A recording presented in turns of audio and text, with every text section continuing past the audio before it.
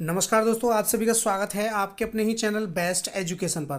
दोस्तों आज की वीडियो में डिस्कस करेंगे सामान्य हिंदी हिंदी व्याकरण का टेस्ट नंबर 19। ठीक है दोस्तों, इससे पहले हमने 18 टेस्ट लगा लिए हैं, बहुत ही इंपॉर्टेंट और दोस्तों सेलेक्टेड क्वेश्चंस के साथ। ठीक है, क्वेश्चंस प्लस कॉन्सेप्ट दोनों को हम क्लियर करते चल रहे हैं, तो बहुत ही इंपॉर्टेंट है सभी पार्ट्स। अगर आपने नहीं देखे हैं इससे पहले के पार्ट्स तो जाकर के ज़रूर देखिए, बहुत ही इंपॉर्टेंट है। चैनल की प्ले लिस्ट में मिल जाएंगे या फिर दोस्तों इस वीडियो के डिस्क्रिप्शन बॉक्स में भी मैं उनका लिंक दे दूंगा। तो आज का वीडियो भी बहुत ही इंपॉर्टेंट रहने वाला है, सेलेक्टेड क्वेश्चंस को करेंगे बहुत ही इंपॉर्टेंट, और दोस्तों साथ में कॉन्सेप्ट को भी क्लियर करते चलेंगे। ठीक है, बहुत ही इंपॉर्टेंट है, तो वेलकम है आपका एक और नए टेस्ट के साथ। ठीक है दोस्तों, तो चलिए शुरू करते हैं आज का अपना इंपॉर्टेंट वीडियो इंपॉर्टेंट क्वेश्चंस के साथ।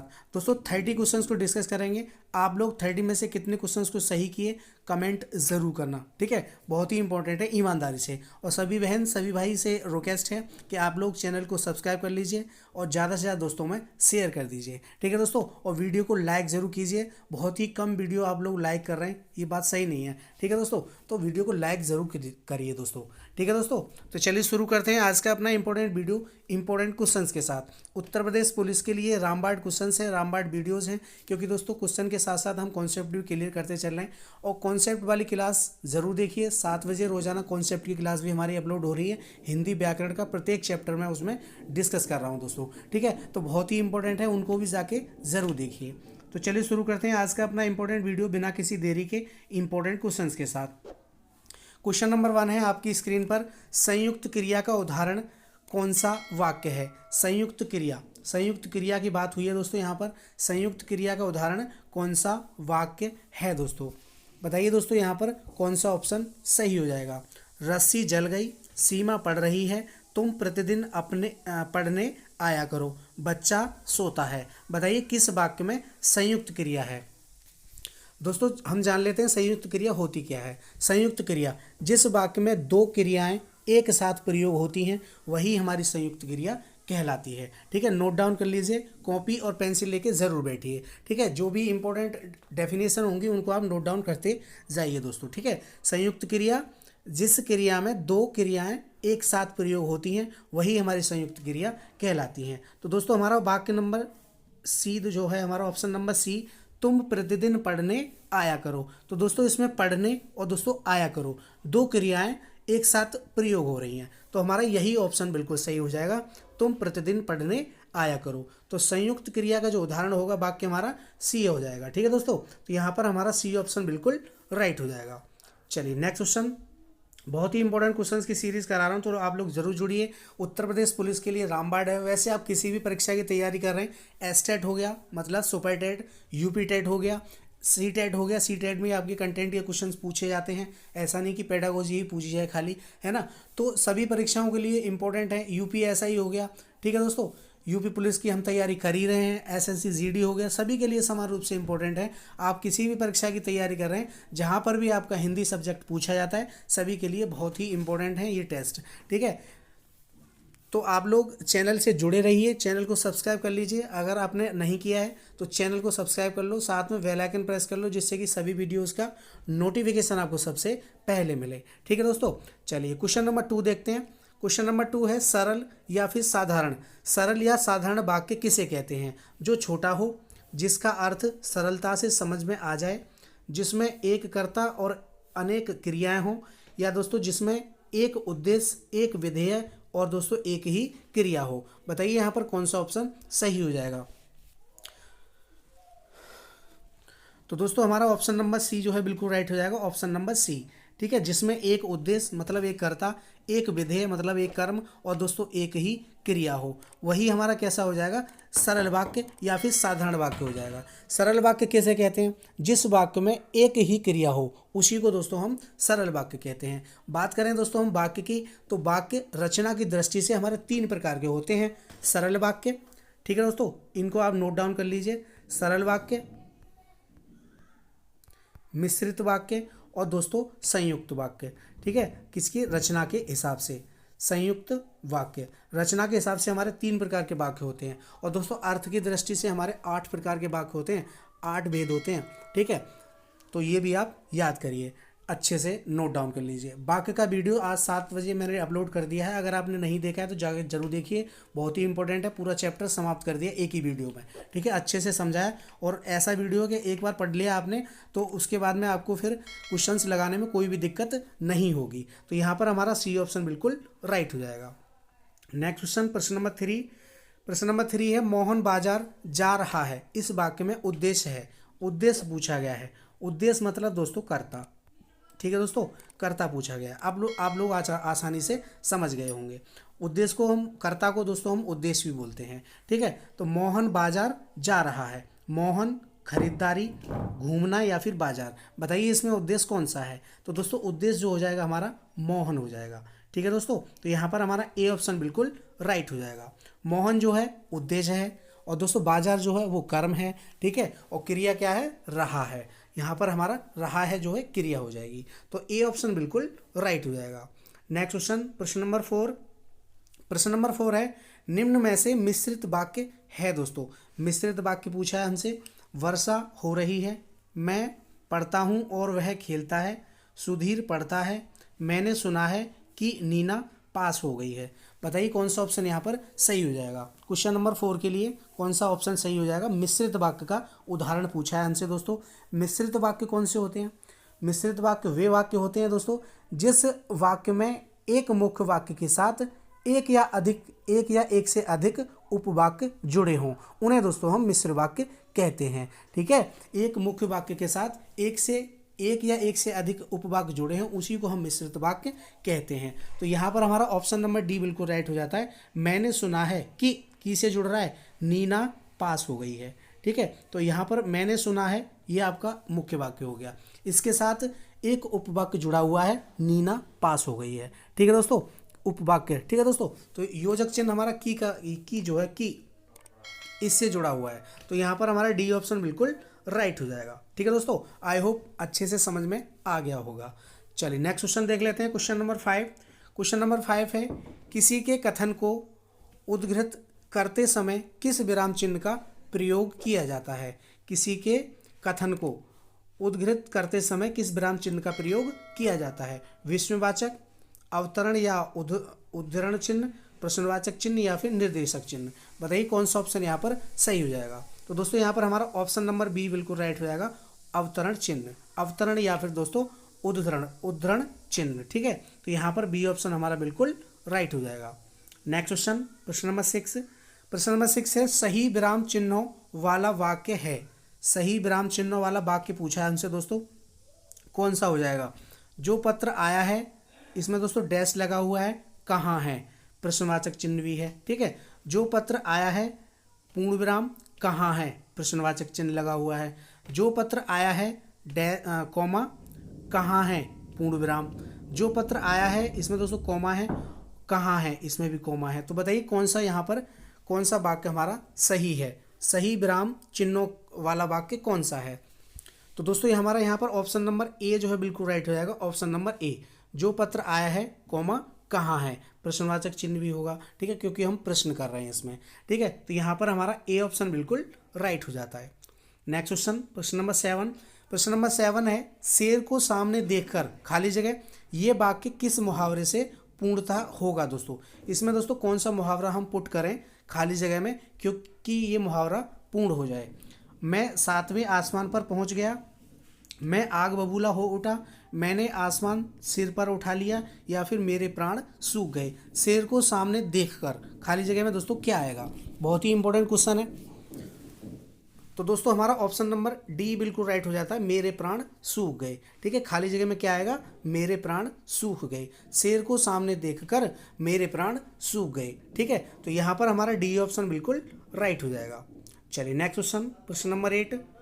प्रश्न नंबर 8 है, सही मुहावरा है। यहाँ पर दोस्तों हमें सही मुहावरे का चयन करना है। नेत्रों में मिट्टी डालना, आँखों में रेत फेंकना, आँखों में धूल झोंकना, या फिर आँखों में कचरा डालना। बताइए दोस्तों कौन सा मुहावरा इनमें चारों में सही है। तो यहाँ पर हमारा दोस्तों ऑप्शन नंबर सी बिल्कुल राइट हो जाएगा, आँखों में धूल झोंकना, ठीक है, यही हमारा मुहावरा होता है। ऑप्शन सी बिल्कुल करेक्ट हो जाएगा। चलिए दोस्तों क्वेश्चन नंबर 9 देखते हैं, बहुत ही इंपॉर्टेंट क्वेश्चन है। क्वेश्चन नंबर 9 है, हाथ ना आना इस मुहावरे का निकटतम अर्थ है दोस्तों। हाथ ना आना, पकड़ में ना आना, बहुत बड़ा होना, हाथों का व्यायाम करना या फिर हाथ फैलाना। बताइए यहाँ पर कौन सा ऑप्शन सही हो जाएगा क्वेश्चन नंबर 9 के लिए। हाथ ना आना मुहावरे का दोस्तों निकटतम अर्थ पूछा है, तो यहाँ पर हमारा ऑप्शन नंबर ए बिल्कुल राइट हो जाता है, पकड़ में ना आना। ठीक है दोस्तों, ए ऑप्शन बिल्कुल राइट हो जाएगा। हाथ ना आने का मतलब होता है पकड़ में ना आना। ठीक है, ऑप्शन ए बिल्कुल करेक्ट हो जाएगा। दोस्तों प्रत्येक चैप्टर से क्वेश्चंस देखने के लिए मिलेंगे, बहुत ही कंबाइंड पेपर करा रहा हूँ मैं आपके लिए, बहुत ही इंपॉर्टेंट और सभी चैप्टर से।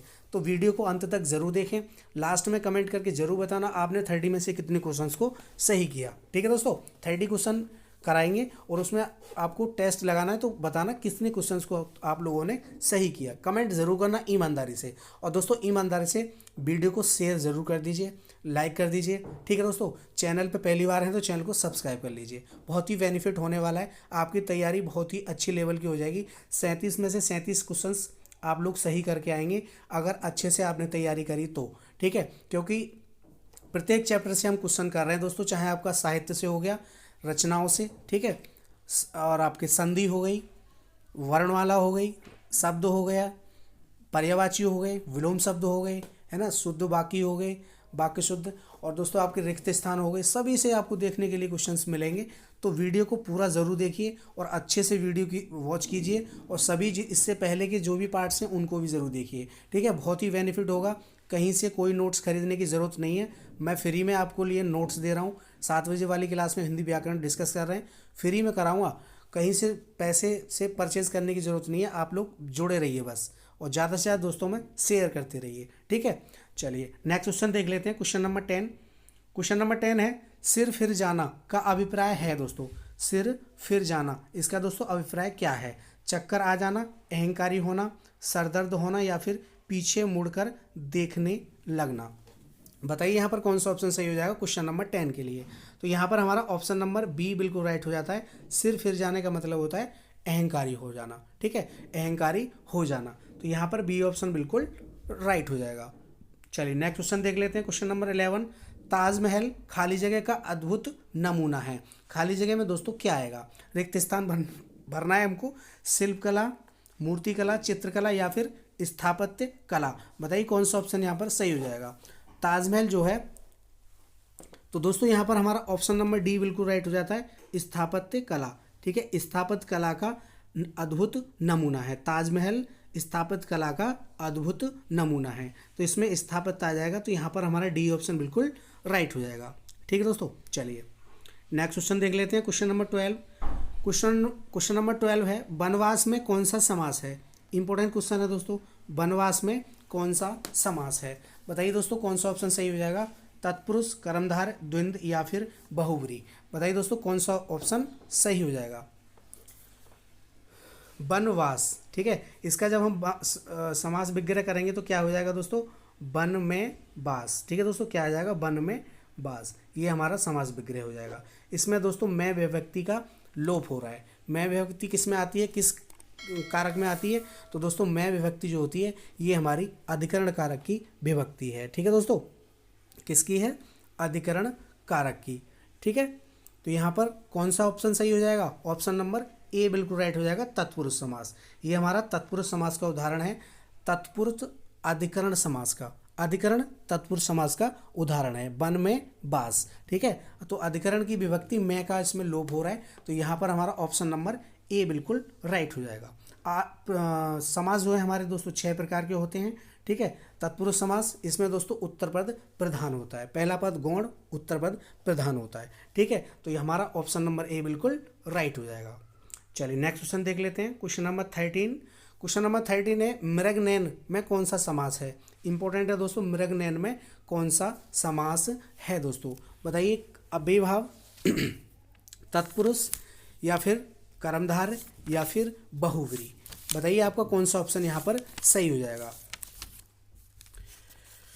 मृगनयन, मृगनयन में कौन सा समास हो जाएगा, तो दोस्तों यहाँ पर हमारा ऑप्शन नंबर सी बिल्कुल राइट हो जाता है, कर्मधारय समास। ठीक है दोस्तों, ऑप्शन सी बिल्कुल करेक्ट हो जाएगा। कर्मधारय समास जिस समस्त पद में विशेषण और दोस्तों विशेष्य तथा उपमेय और उपमान दिए हों उन्हें ही हम दोस्तों कर्मधारय समास कहते हैं। ठीक है दोस्तों, विशेष संज्ञा या सर्वनाम, ठीक है, वो विशेषण क्या होता है, संज्ञा या सर्वनाम की विशेषता बताने वाले शब्दों को विशेषण कहते हैं। विशेष दोस्तों, जिसकी विशेषता बताई जाए उसे विशेष कहते हैं। उदाहरण राम काला है, तो यहाँ पर किसकी विशेषता बताई जा रही है, राम की बताई जा रही है। ठीक है, तो यहाँ पर हमारा ऑप्शन नंबर सी बिल्कुल राइट हो जाएगा, मृग नैन, मृग नैन।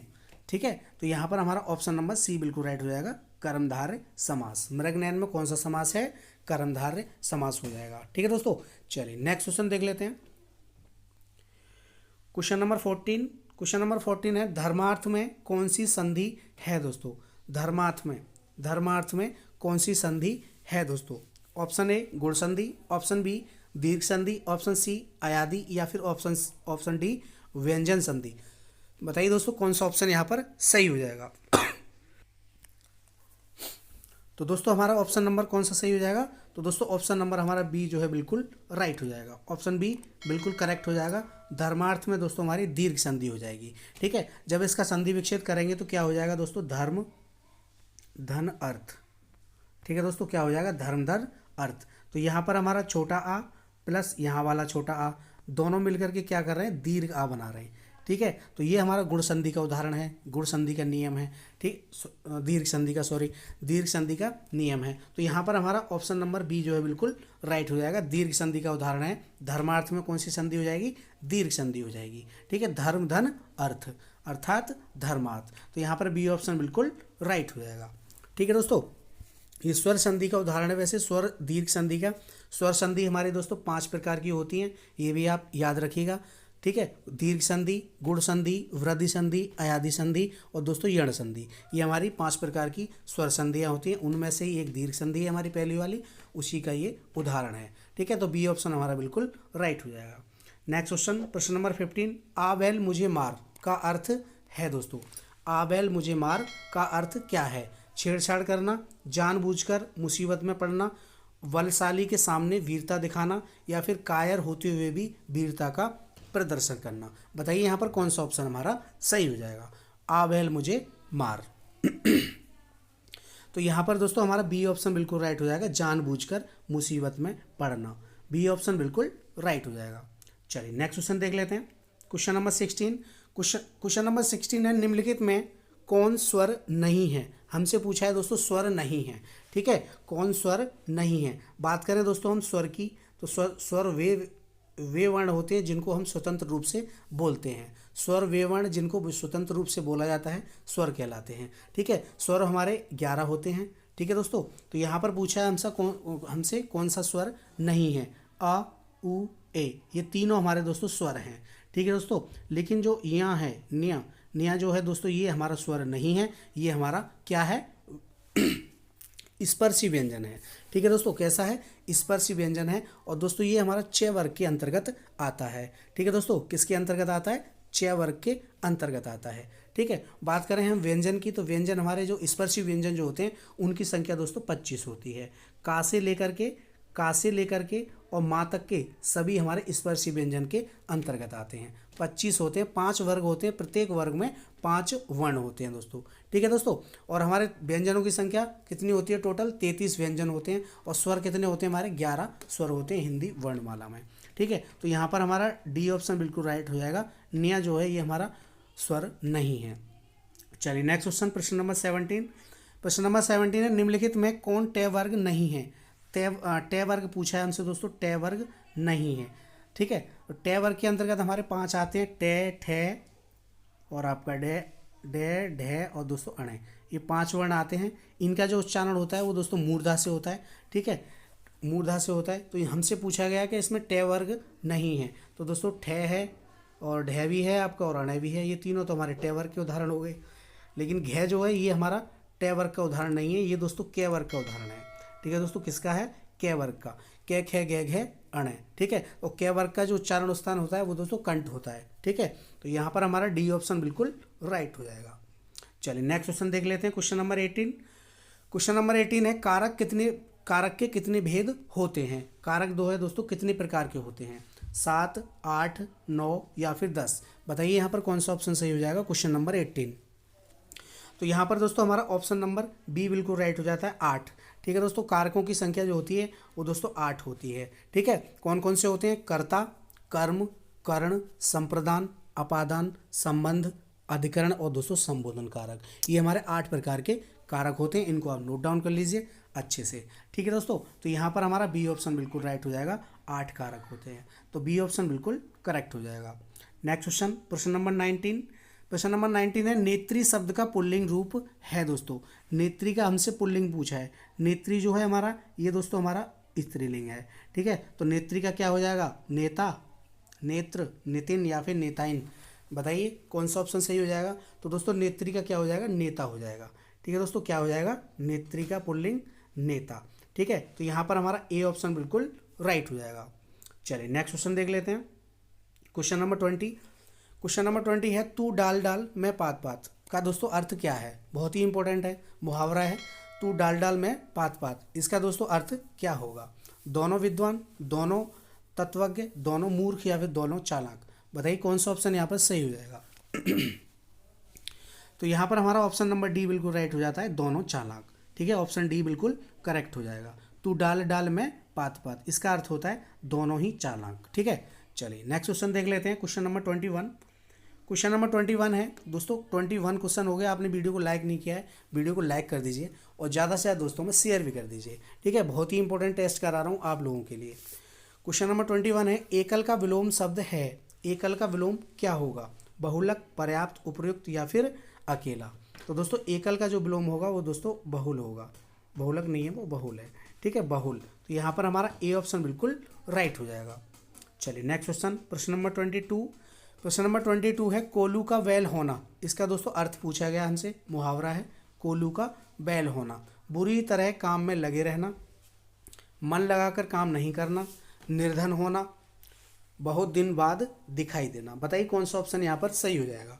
कोलू का बैल होना का अर्थ क्या है? तो दोस्तों यहाँ पर होगा ऑप्शन नंबर ए बिल्कुल राइट हो जाएगा, बुरी तरह काम में लगे रहना। ठीक है दोस्तों, ऑप्शन ए बिल्कुल करेक्ट हो जाएगा, तो ए ऑप्शन हमारा बिल्कुल राइट हो जाएगा। चलिए नेक्स्ट क्वेश्चन देख लेते हैं। Question number 23। क्वेश्चन नंबर 23 है गजवदन का पर्यायवाची है दोस्तों। गजवदन, गजवदन का पर्यायवाची पूछा है, तो गजवदन किसे बोलते हैं? तो दोस्तों हम बोलते हैं गणपति को। ठीक है, गणपति बप्पा मोरिया। तो यहाँ पर सी ऑप्शन हमारा बिल्कुल राइट हो जाएगा। ठीक है दोस्तों, गणपति का पर्यायवाची गजवदन या गजवदन का पर्यायवाची गणपति, तो यहाँ पर सी ऑप्शन हमारा बिल्कुल राइट हो जाएगा। चलिए नेक्स्ट क्वेश्चन देख लेते हैं। Question number 24। क्वेश्चन नंबर 24 है संधि के कितने भेद होते हैं? इंपॉर्टेंट क्वेश्चन है दोस्तों, 1, 2, 3 या 4। बताइए संधि के कितने भेद होते हैं? संधि कितने प्रकार की होती हैं हमारी? तो दोस्तों यहाँ पर हमारा ऑप्शन नंबर सी बिल्कुल राइट हो जाता है, 3 प्रकार। ठीक है, संधि के कितने प्रकार होते हैं? 3 प्रकार की संधि होती हैं। कौन कौन सी होती हैं? स्वर संधि, व्यंजन संधि, विसर्ग संधि। ठीक है, ये हमारे 3 प्रकार की संधियाँ होती हैं, तो यहाँ पर हमारा ऑप्शन सी बिल्कुल राइट हो जाएगा। नेक्स्ट क्वेश्चन, प्रश्न नंबर 25। प्रश्न नंबर 25 है स्वर संधि के कितने भेद होते हैं? स्वर संधि के भेद पूछे हमसे, स्वर संधि के कितने भेद होते हैं? 2, 3, 4 या फिर 5। तो दोस्तों ये हमारा ऑप्शन नंबर डी बिल्कुल राइट हो जाएगा। जल्दी से कर लेते हैं इसको, तो इजी क्वेश्चन है, पहले मैंने बताया भी है। तो यहाँ पर दोस्तों 5 हो जाएगा। ठीक है, कितने भेद होते हैं? 5 भेद होते हैं। दीर्घ संधि, गुण संधि, वृद्धि संधि, यण संधि और दोस्तों अयादि संधि। ये स्वर संधि के 5 भेद होते हैं, इनको आप नोट डाउन कर लीजिए। डी ऑप्शन हमारा बिल्कुल राइट हो जाएगा। नेक्स्ट क्वेश्चन, प्रश्न नंबर 26। प्रश्न नंबर 26 है खड़ी बोली का प्रथम महाकाव्य कौन सा है? खड़ी बोली का प्रथम महाकाव्य कौन सा है? अब हम साहित्य में घुस गए दोस्तों, साहित्य के क्वेश्चंस करेंगे 2-3।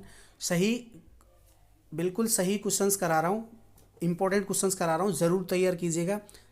वीडियो को पूरा वॉच कीजिए, प्रत्येक क्वेश्चन बहुत ही इंपॉर्टेंट है। आपकी परीक्षा में बहुत ही कम समय बचा है, आपका 17 और 18 की परीक्षा है उत्तर प्रदेश पुलिस की। ठीक है, तो अच्छे से तैयार कर लीजिए, पढ़ाई में लग जाइए। ज़्यादा ही आपके 15-20 दिन और हैं, 15-20 दिन और हैं, अच्छे से तैयारी कर लीजिए। वर्दी आपके बदन पे होगी दोस्तों, बॉडी पे वर्दी ज़रूर होगी, तो आप लोग तैयारी अच्छे से कीजिए। हिंदी एक ऐसा सब्जेक्ट है जो बहुत ईजी होता है, जिसको हम आसानी से लर्न कर सकते हैं, अच्छा आसानी से पढ़ सकते हैं और अच्छे नंबर गेन कर सकते हैं। ये आपकी मेरिट को ऊपर ले जाएगा। हिंदी हिंदी बहुत ही इजी सब्जेक्ट है, ठीक है, तो इसको आप आसानी से कर सकते हैं, आप कर सकते हो, ठीक है, बिल्कुल कर सकते हो। तो यहाँ पर बताइए कौन सा ऑप्शन सही हो जाएगा। खड़ी बोली का प्रथम महाकाव्य कौन सा है? कामायनी, प्रिय प्रवास, साकेत या फिर नीरजा? बताइए कौन सा ऑप्शन सही हो जाएगा। कामायनी दोस्तों किसकी रचना है? तो दोस्तों कामायनी जो है ये हमारी जयशंकर प्रसाद जी की रचना है, ठीक है दोस्तों। किसकी है? जयशंकर प्रसाद की, ठीक है। प्रिय प्रवास ये दोस्तों किसकी है? ये दोस्तों हमारी जो रचना है ये अयोध्या सिंह उपाध्याय की है, ठीक है, ये भी आप याद रखिए, अयोध्या सिंह, ठीक है, अयोध्या सिंह और साकेत जो है, साकेत किसकी है? साकेत दोस्तों मैथिली शरण की है, मैथिली शरण, ठीक है, साकेत मैथिली शरण की है। नीरजा महादेवी वर्मा, महादेवी वर्मा की है, ठीक है। तो खड़ी बोली का प्रथम महाकाव्य जो है दोस्तों प्रिय प्रवास जो है ये खड़ी बोली का प्रथम महाकाव्य है, ठीक है। तो हमारा बी ऑप्शन हम यहाँ पर बिल्कुल राइट हो जाएगा। चलिए दोस्तों नेक्स्ट क्वेश्चन देख लेते हैं। Question number 27। क्वेश्चन नंबर 27 है साकेत महाकाव्य के रचयिता हैं दोस्तों। साकेत के पूछा है, अभी मैंने आपको बताया, जयशंकर प्रसाद, सुमित्रानंदन पंत, मैथिली शरण गुप्त या फिर नागार्जुन। तो यहाँ पर हमारा सी ऑप्शन बिल्कुल राइट हो जाएगा। साकेत के जो लेखक हैं वो दोस्तों कौन है? मैथिली शरण गुप्त हैं। तो यहाँ पर सी ऑप्शन हमारा बिल्कुल राइट हो जाएगा। नेक्स्ट क्वेश्चन प्रश्न नंबर 28।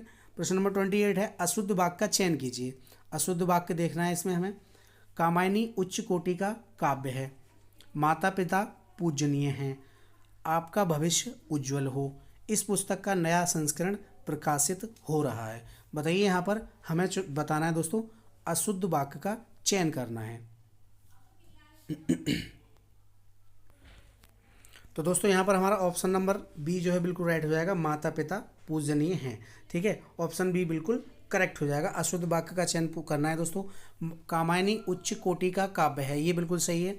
आपका भविष्य उज्जवल हो, ये भी ठीक है। इस पुस्तक का नया संस्करण प्रकाशित हो रहा है, ये भी ठीक है। तो यहाँ पर हमारा ऑप्शन नंबर बी बिल्कुल राइट हो जाएगा। अशुद्ध पूछा है हमसे, अशुद्ध वाक्य का चयन कीजिए। तो यहाँ पर हमारा कौन सा ऑप्शन सही हो जाएगा? तो यहाँ पर दोस्तों हमारा ऑप्शन नंबर बी बिल्कुल राइट हो जाएगा, ऑप्शन नंबर बी, ठीक है। चलिए नेक्स्ट क्वेश्चन देख लेते हैं। Question number 29। क्वेश्चन नंबर 29 है वाक्यों का वर्गीकरण मुख्यतः कितने प्रकार से होता है? वाक्यों का वर्गीकरण मुख्यतः कितने प्रकार से होता है? 2, 3, 6 या 8? बताइए यहाँ पर कौन सा ऑप्शन सही हो जाएगा। तो दोस्तों वाक्यों का वर्गीकरण जो है वो हम 2 प्रकार से कर सकते हैं, अर्थ के हिसाब से, अर्थ के आधार पर, और दोस्तों रचना के आधार पर। तो यहाँ पर हमारा ऑप्शन बी बिल्कुल राइट हो जाएगा, ठीक है दोस्तों। अर्थ के हिसाब से वाक्य जो होते हैं, अर्थ के दृष्टि से वाक्य जो होते हैं वो दोस्तों हमारे 8 प्रकार के होते हैं, रचना के हिसाब से 3 प्रकार के होते हैं। अर्थ की दृष्टि से 8 प्रकार और रचना की दृष्टि से 3 प्रकार। 8 प्रकार कौन कौन से होते हैं? विधानवाचक, निषेधवाचक, आज्ञावाचक, प्रश्नवाचक, विस्मयवाचक, संदेहवाचक, इच्छावाचक और दोस्तों संकेतवाचक। रचना की दृष्टि से 3 प्रकार के, सरल वाक्य, मिश्रित वाक्य और दोस्तों संयुक्त वाक्य। इनको भी आप याद रखिएगा, ठीक है। तो यहाँ पर हमारा ए ऑप्शन बिल्कुल राइट हो जाएगा। नेक्स्ट क्वेश्चन प्रश्न नंबर 30 और इस वीडियो को लास्ट। हिंदी वर्णमाला में व्यंजनों की संख्या कितनी है? तो दोस्तों हिंदी वर्णमाला में व्यंजनों की संख्या है 33, ठीक है दोस्तों। 11 हमारे स्वर होते हैं, ये भी आप याद रखिएगा। 25 हमारे स्पर्श व्यंजन होते हैं, ये भी आप याद रखिएगा। अगर कुल वर्ण पूछे, कुल वर्ण पूछे तो वर्णमाला में 52 वर्ण होते हैं। पूछे अगर हिंदी में व्यंजन, तो व्यंजनों की संख्या होती है 33, ठीक है, 33 हमारे व्यंजन होते हैं। यहाँ पर सी ऑप्शन बिल्कुल राइट हो जाएगा, ठीक है दोस्तों। तो ये थे मोस्ट 30 क्वेश्चंस। टेस्ट कैसा रहा कमेंट करके जरूर बताना। आपने 30 में से कितने क्वेश्चंस को सही किया कमेंट जरूर करना, ठीक है। बहुत ही इंपॉर्टेंट क्वेश्चंस की सीरीज चल रही है, आप लोग जरूर जुड़िए। 8:30 बजे क्लास से। दिन में 11 बजे आपकी आती है उसकी जीके की क्लास, उसको भी आप जरूर देखिए, ठीक है, ज़रूर देखिए, बहुत ही इंपॉर्टेंट करा रहा हूँ। आज मैंने उसमें 50 क्वेश्चंस का कलेक्शन, जो कि भारतीय संविधान से सेलेक्टेड क्वेश्चंस हैं, 50 क्वेश्चंस कराए हैं। तो आप लोग जाके ज़रूर देखिए, अर्धशतक तैयार किया है, ज़रूर देखिए, बहुत ही इंपॉर्टेंट क्लास है। 8:30 बजे हिंदी की क्लास, 7 बजे कंटेंट की क्लास आएगी आपकी हिंदी की, तो उससे भी जुड़िए, ठीक है दोस्तों। मिलते हैं नए टेस्ट के साथ नए वीडियो में, तब तक के लिए जय हिंद, जय भारत, धन्यवाद दोस्तों।